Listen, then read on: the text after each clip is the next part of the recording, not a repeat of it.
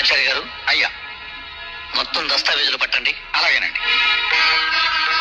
అమ్మా భారతి, బయట ఎన్నో సమస్యలతో సతమతమై ఇంటికొచ్చిన భర్తకి భార్య సేద తీర్చాలి గాని సమస్య కాకూడదు. ఎండలో తిరిగొచ్చిన భర్తకు భార్య చల్లటి నీడవ్వాలి గాని వేడిసెగ కాకూడదు. అదేనమ్మా భార్య అంటే. ఆకలిలో అమ్మగా, అనురాగంలో చెల్లిగా, అభిమానంలో తమ్ముడిగా, ఆవేశంలో స్నేహితుడిగా వెనకుండి ముందుకు నడిపించేదినమ్మా భార్య. అయ్యా, ఇవిగోనండి పత్రాలు.